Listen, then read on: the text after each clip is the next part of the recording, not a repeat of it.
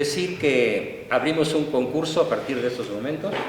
También juegan Georgina y también juega mi secretaria, que ya llegó. Bueno, no es mi secretaria, es mi asistente, pero ya la adopté como hija por muchas razones, por virtuosa, por una madre heroica y por muchas otras razones. Además, mi esposa la adora también, si no, no. El tema central es: ¿y qué es la virtud?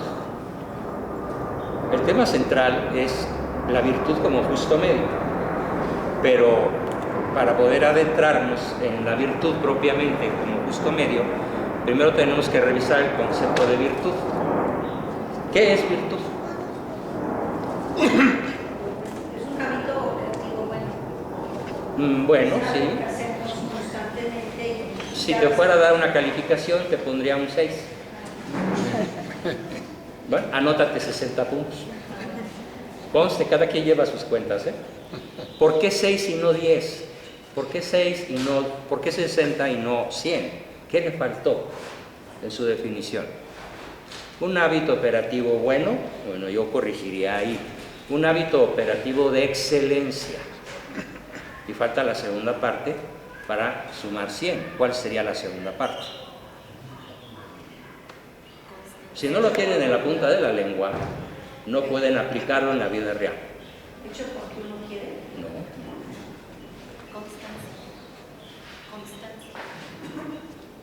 Constancia. Si es hábito, es constante. Ya está definido. A ver, entonces, virtud en general es el hábito operativo de excelencia que nos hace mejores personas, que perfecciona al ser en cuanto ser. Nada nos perfecciona en cuanto ser, si no es virtud. Ejemplos muy bobos.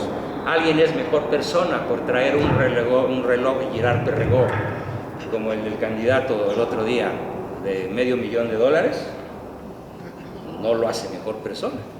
O alguien es mejor persona por vivir en Jardines del Pedregal, en una mansión de pura lava volcánica y mármol, eso lo hace mejor persona.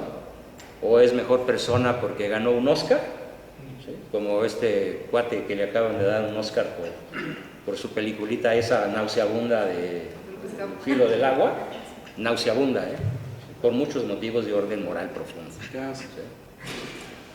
Aterradora, ¿sí? Decadente, relativista, hedonista, etc. Entonces, la virtud es el hábito operativo de excelencia que por sí mismo nos convierte en las mejores personas posibles. ¿Por qué? Porque el hábito operativo llamado virtud nos hace mejor seres en cuanto seres, nos hace mejores personas en cuanto personas. Nada nos hace mejor más que eso, el hábito operativo de excelencia. ¿Quién, aparte de Georgina y Liz, quién había escuchado esta definición de virtud? Entonces, ¿y qué no estudiaron filosofía en la prepa? ¿No estudiaron catecismo de niños? ¿Qué pasa con este concepto? Ha quedado enterrado en una multitud de eventos, de ideas, de ideologías, de embates de nuestros adversarios. De tal manera que hoy el principal problema del mundo católico es que no sabemos qué son las virtudes y tampoco sabemos entrenar en ellas. A ver, imagínense que ustedes se están preparando para ser entrenadores de fútbol americano, ¿no? Quieren tener un equipo campeón y les dicen a los jugadores: muchachos, hoy toca jugar con eutrapelia. ¿Qué es eso? ¿Se come o vuela? ¿Alguien sabe qué es eutrapelia? Bueno, pues como esa, yo les puedo decir otras 800 palabras mínimo, como longanimidad, por ejemplo. ¿Qué es longanimidad? ¿Qué es longanimidad? Si no tienes el concepto, no puedes aplicarlo. Benevolencia. No, no es benevolencia, por supuesto que no. Bueno, a ver qué es benevolencia. ¿De qué raíz es bien? Generosidad. No, para nada. Pero De la bondad. bueno, No. De ser de buscar A ver, te acercaste. Te acercaste, mamá. de querer el bien del otro. No basta. Yo quiero tu bien. Ah, como estoy enamorado de tu bien, pero no lo hago. Hacer lo posible para que No lo posible. para hacer bien. Tomas la decisión heroica de hacerle el bien, incluso sin pedirle permiso. Eso es tener una voluntad benevolente. Es decir, la virtud es un hábito operativo, no es un sentimiento, no es un conocimiento. Pero si no tienes el conocimiento, no puedes aplicar el hábito operativo. ¿De acuerdo? Pero eso es uno de 5 conceptos sobre virtud. A ver, ¿de dónde viene la palabra virtud? ¿Qué significa en latín virtud? Claro. No. De ahí se deriva vir, pero la palabra original es virtus. ¿Y virtus en latín qué significa? Fuerza, muy bien, Georgina. Te la voy a valer por 100. Sí, porque la dijiste con certeza y rapidez. Virtud es fuerza. Entonces, cuando una persona no tiene virtudes para el estatus que tiene, marido, futbolista, político, investigador, científico, fraile, misionero, monja, ama de casa, mamá, esposa, si no tiene virtudes, no puede hacer nada de eso, o todo le sale mal, o al ahí se va. Entonces, ¿cómo vamos a solucionar? Ya que estamos partiendo de la base de que si quieres enseñar virtudes, a quien sea, a un delincuente, a un niño pequeño, a un, como yo lo hago, un obrero de la industria de la construcción, o a un ingeniero de Pemex. Ejemplo, yo trabajé 12 años en Pemex mientras Peña Nieto no me corrió, porque resulta que tengo un familiar incómodo, conocido como la gaviota, que es mi sobrina,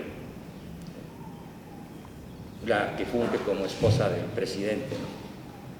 Ella es bisnieta de mi abuelo, entonces que es mía, pues mi sobrina. Entonces, mientras yo pude trabajar en Pemex, adiestraba ingenieros para que decidieran, entrenaba ingenieros en virtudes, no en tecnología de ingeniería petrolera, que no sé ni papa de eso. Mi entrenamiento se enfocaba a que ellos decidieran denunciar la corrupción en la que estaban metidos hasta la coronilla. Por ejemplo, lo puedo decir, y esto lo voy a publicar en Facebook. Tal cual, sorry, pero se sigue dando la práctica de ingenieros de alto nivel técnico que cuando colocan la válvula ya está lista para ser ordeñada. ¿Sí? Así colocan las válvulas de Pemex para ser ordeñadas por los guachicoleros. Es más, les dan la posición de coordenadas, ¿sí? Con precisión milimétrica. Acabamos de poner una en la carretera Tlalpujagua-Cotorrosclán de las Igratas, kilómetro 3.832, ¿sí? A 15 metros de profundidad, y apúrate porque la ventana de lanzamiento va a durar 3 días. Dentro de 3 días se clausura desde una central, pero ahorita puedes robar 3 millones de litros. Así funciona. Entonces, el alto conocimiento técnico no es una virtud. La virtud sería, no lo hago. Te corro, córreme. Sin indemnización, no importa. ¿Quién hace eso en este país? ¿Quién se niega a un portafolio de $500,000? ¿Plomo o plata? ¿Qué policía es capaz de rechazar un portafolio con $500,000? Y si lo rechazan, como tengo una anécdota que contarles, pagan con su vida. A los pocos días, a veces a los pocos minutos. Y entonces, pues los que ven cómo pagó con su vida perdón, lo voy a decir con todas sus letras, ese pobre güey, como se le dice en este país a los honestos.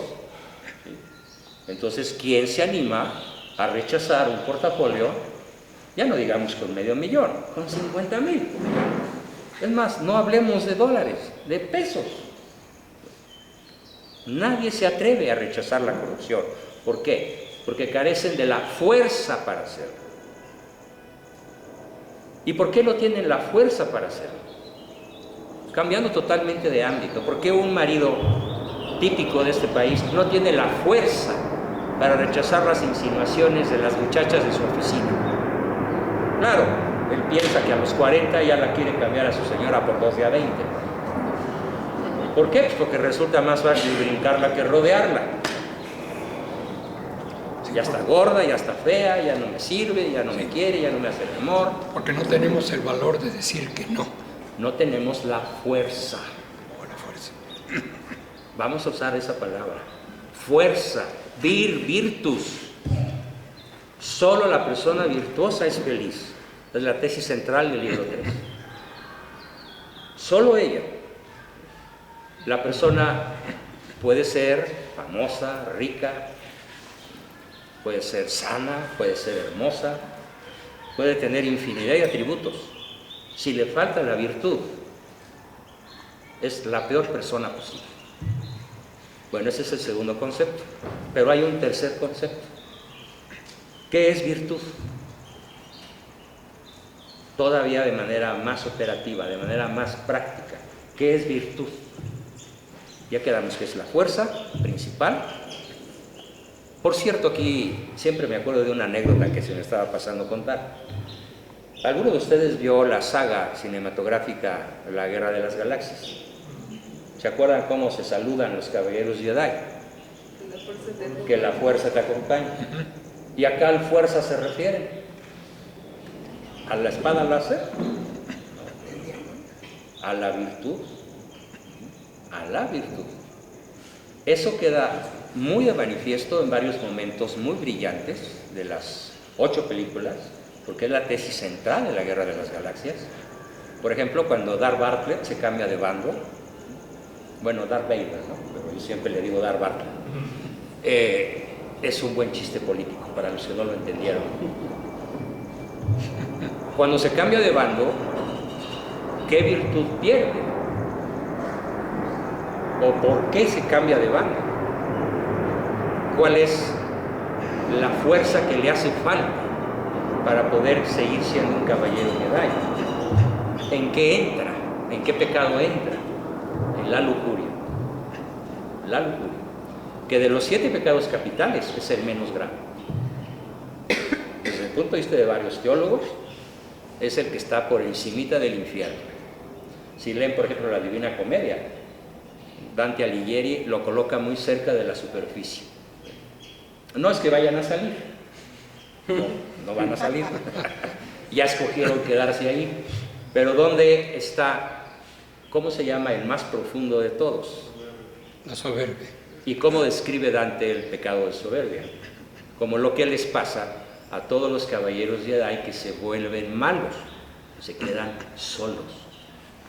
¿Sí? La soberbia produce el aislamiento absoluto, lo que Santo Tomás llama la ausencia de Dios. No se pierde el ser, pero el ser queda desprovisto de su base ontológica para ser, que es el amor de Dios. Entonces, en toda la serie, y hay otra que también exalta mucho esto, que es El Señor de los Anillos, todavía de manera más clara, porque El Señor de los Anillos, el autor es católico, es un católico converso, él no era católico. Los productores de La Guerra de las Galaxias se nota que no estudiaron teología, pero tienen sentido común. Y insisten mucho en el tercer concepto de lo que es virtud, que es, primero dicho a la mexicana, ni muy muy, ni tan tan. ¿Cómo sería una expresión elegante que podría afirmar Santo Tomás? Y de hecho así la describe él, y la describe también antes que nadie, muchos siglos antes, Sócrates. El justo medio, síguele, lleva 50. Fíjense muy bien. La virtud es el hábito operativo de justo medio entre dos extremos. Entre dos extremos. Voy a poner varios ejemplos para que se capte en un nivel existencial la importancia de este concepto. Los que me vengan a la cabeza no tienen, o sea, no van a ser en orden de importancia, sino como se me vayan ocurriendo. ¿Sí? El primer ejemplo que me viene a la cabeza, al ver, por ejemplo, a dos chicas, varias chicas guapas por aquí, cuyos nombres no digo, pero son obvios, uno dice, pues qué graciosa, ¿no? Es graciosa, es atractiva, es bonita, es agradable, complace verla. Eso es una virtud, la gracia. Por eso nuestra Ave María plena de gracia. Pues si no es una vieja mustia, fea, agachada, no es una monja del siglo XIII toda deprimida, es una señora llena de gracia. Imagínense la de 15 años, ¿no? Entonces, la gracia es una virtud. Pero si esa muchacha graciosa exagera, por el lado derecho, exagera, ¿en qué se convierte? Pues en una chica ya no graciosa, sino resbalosa. Y pierde la gracia. De hecho, si tú observas, el exceso, en este sentido, llega a ser hasta repugnante para una persona que tiene un buen gusto estético, ¿sí? Y luego más si es a base de siliconas, ¿no? Y de puras cosas artificiales. Entonces, ¿y qué tal si te vas al extremo opuesto?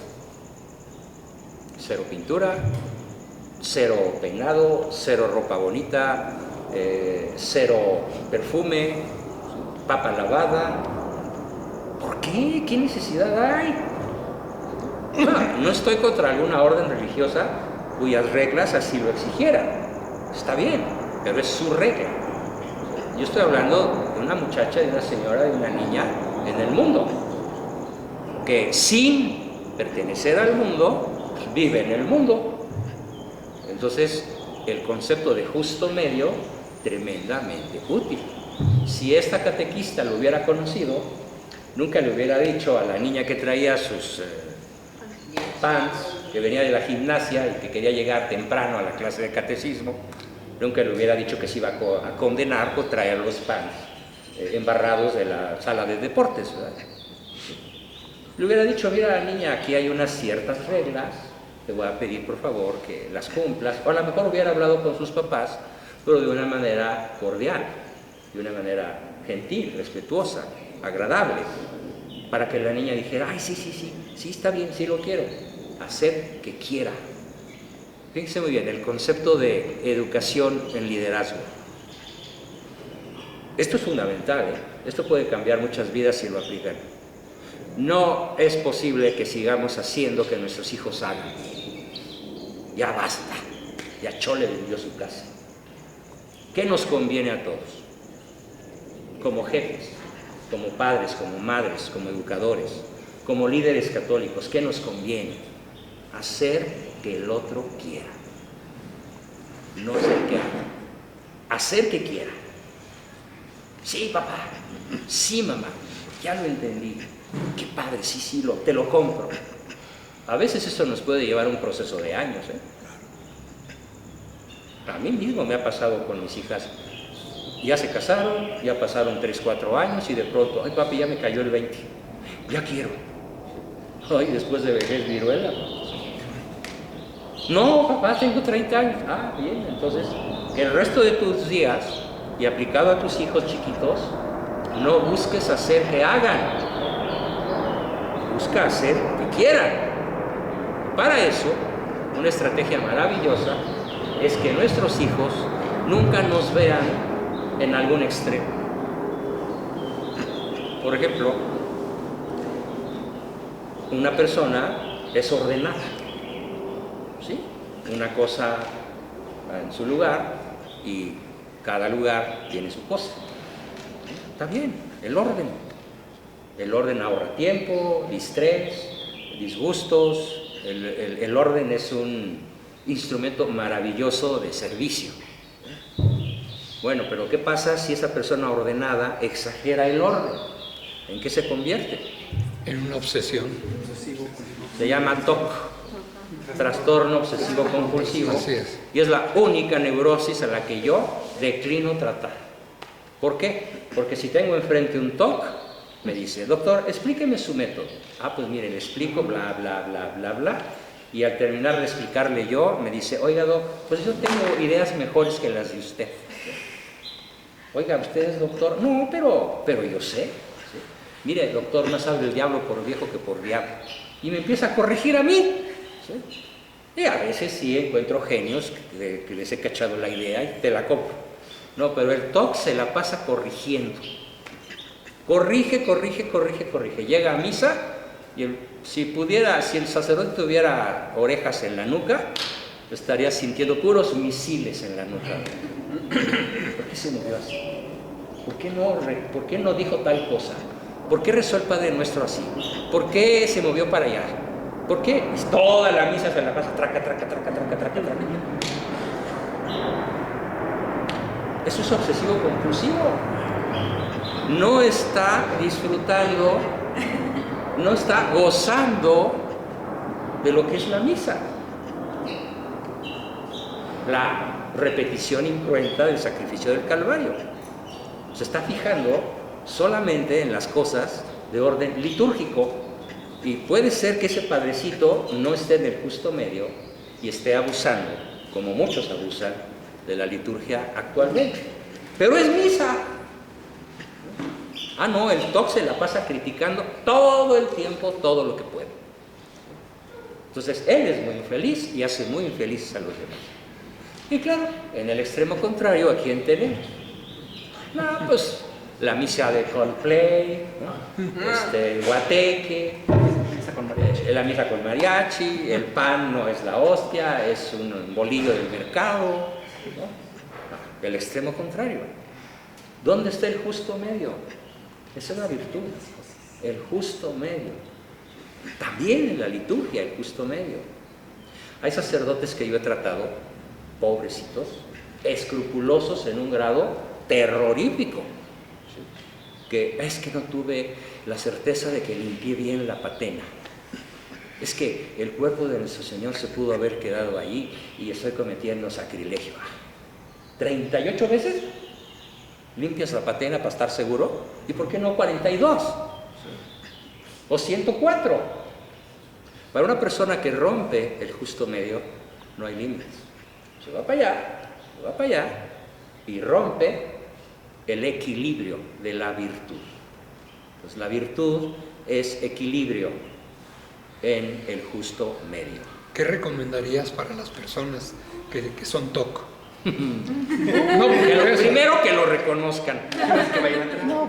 Que lo reconozcan. Sí, mira, es como el alcohólico. No, yo soy borracho de buró. Borracho de así, lo que es borracho, no. ¿Sí? Pero cuando un TOC da el primer paso es porque ya reconoció que lo es. Y entonces le hago firmar un papel. Y ese papel dice, nunca voy a corregir al doctor Abascal, aunque tenga razón. Si tú rompes ese compromiso, me debes una consulta y te despido. No, está bien, sí te voy a obedecer. Pasan 2 semanas. Oiga, doc, es que estuve viendo que usted en su Facebook puso una palabra muy ofensiva para alguien. Doc, pero usted, ¿cómo se rebaja a poner eso? Es que puse analfabeta. ¿Sí? Pues es que es analfabeta. ¿Sí? No, pero se ve muy feo que un católico le diga a un hermano analfabeta. A ver, no es insulto, lo estoy describiendo. Como decía don Fernando Marcos, no es insulto, es definición. ¿Sí? Cuando hablaba de árbitros ineptos, ¿no? ¿Por qué insultas al árbitro? No lo estoy insultando, nada más lo estoy definiendo. ¿Sí? Entonces el TOC siempre está fregando con los defectos de los demás, pero también con los suyos, porque es ese ajusticia por partida de otro. Se ajusticia al otro y a él mismo. Su conciencia lo atormenta y atormenta el estado de ánimo de los demás. Claro, hay otros muchísimos ejemplos de cómo se puede perder fácilmente el justo medio. Ahorita en la Iglesia Católica se da una crisis muy seria, por una razón parecida a la pérdida del justo medio. Y lo observo desde una triple tribuna. Lo observo como psicólogo, lo observo como filósofo, lo observo como teólogo. En un primer extremo tenemos a la persona que considera que todo lo que diga el Papa Francisco es dogma de fe. Todo lo que diga. Más papista que el Papa. No, es que ya inauguró los matrimonios en el avión. A partir de hoy es litúrgico casarse en el avión. Lo hizo el Papa. Ya está instaurado como dogma de fe. Si el Papa, por ejemplo, aquel famoso Papa de la época de los templarios, que por hacerle el favor a un rey francés declara extinta la orden de los templarios, comete un asesinato, ¿sí?, porque queman vivo a Jacques de Molay, y Jacques de Molay, a lo mejor por inspiración divina, dice que a partir de él, de ese rey, todos los reyes de Francia estarán malditos hasta la quinta generación. Y así fue. No se salva uno solo de los reyes que siguieron después al rey que condenó a la hoguera junto con la complicidad del Papa. No, ¿cómo crees? ¿Cómo te atreves a juzgar al Papa? Sí, pues, perdóname, pero el Papa se equivoca en política. ¿Sí? Y entonces les cuento un chiste buenísimo. Están Benedicto XVI, ¿sí?, y Francisco en el Mundial de Fútbol. Y por supuesto, pues uno le está rezando a Diosito para que gane Alemania, ¿no? Y el otro le está rezando a Argentina. ¿Y qué pasó? Pues que llegue el alemán, Mario, no sé qué, Gómez, ese, y pues pelas con Argentina, ¿no? Y entonces, ¿el Papa se equivocó? ¿O se puede equivocar en cualquier cosa que no sea hablando es cátedra y en materia de fe y costumbres? ¿O qué tenía Diosito que decretar un empate? ¿Sí? Como alguna vez se decretó en México que se repartieron la Copa México y Brasil. Pues no, ¿verdad? Entonces, uno es mejor futbolista que el otro, o uno sabe más de fútbol que el otro, o uno, por ejemplo, ya hablando en serio, el Papa que en México, allá por 1929, avaló la derrota del ejército cristero, algo que todavía me enfurece ahorita, porque yo tuve a los 9 años que, no que cargar, pero sí tuve que participar de una manera terrorífica con el dolor de mi abuelo, que fue de los pocos jefes que se salvaron del terrible error papal de haberle creído a la masonería mexicana que iban a respetar la vida de los cristeros. Los venadearon a todos. Mi abuelo logró escapar. ¿Cómo le hizo? La historia es muy larga de contar. Yo sé cómo le hizo. Fue a dar hasta China, a Rusia. Y fue de 1929 a 1952. Todos esos años estuvo escondido en el planeta, como efecto de una decisión errónea de un papa de la Iglesia Católica. Entonces, los papólatras, son extremo, no toleran la menor crítica a un error del papa en materia de astronomía, de política, de movimientos militares, de X, Y y Z. De la misma liturgia. ¿Sí? Yo les llamo papólatras. Y en el extremo contrario, ¿sí?, pues ¿a quiénes tenemos? A los sedistas. A los sedevacantistas. Todo lo que dice el Papa es herejía. ¿Ves? Este Papa es un hereje. ¿Pero por qué? Porque mira, ve todo lo que dijo. ¿Sí? Es un hereje cuando dijo, ¿y yo quién soy para juzgarlos? Hablando de los maricas. Entonces yo le saco a Santo Tomás. Digo, mira lo que dice Santo Tomás. Del fuero interno, nec ecclesiae. ¿What? Sí, la iglesia no puede juzgar el fuero interno de una persona con datos del exterior. No puede, sería injusto. El único que puede juzgar es Dios. Solo Él sabe cómo está el corazón del feligrés. ¿Sí? Entonces, si Francisco dice, ¿y quién soy yo para juzgar? ¿A qué se está refiriendo? Se está refiriendo al fuero interno de todos los que practiquen la homosexualidad o que tengan esa inclinación. Pero Él no está convalidando la práctica homosexual, porque además lo ha dicho muy claramente, esto es una colonización ideológica. Y que a muchos no les gusta su estilo porque no es suficientemente contundente como el alemán, es que no tiene cada uno su personalidad y no tiene la promesa de inerrancia en lo esencial. Entonces, en este tema, o somos sedevacantistas o somos papólatras, ¿dónde está el justo medio? ¿Dónde está el justo medio? Es difícil, incluso para mí, confieso, lo ha sido. Yo puedo confesar que después de analizar muy detenidamente la Amoris Laetitia, hay párrafos que no me agradan. Y entonces he investigado si el Papa fue electo conforme a derecho canónico riguroso. Y no hay ningún dato que me convenza de que su elección fue inválida. No encuentro la manera de decir sí fue inválida, como el caso de, y hay un chorro de antipapas. Mi padre toca el tema, incluso es más, si me dan su correo electrónico voy a tener el gusto de obsequiarles a todos el libro de mi padre en Word, transcrito del original, que se llama El Papa nunca ha sido ni será hereje. Obsequio de mí para todos ustedes, aunque no me compren ningún libro, yo se lo regalo. Porque es muy importante entender el concepto de justo medio cuando hablemos de cualquier persona, y es más, si se trata del Papa. Entonces, ese es el tercer concepto de virtud. Justo medio entre dos extremos. Ahora vamos a hacer un ejercicio. Ponemos pausa y seguimos.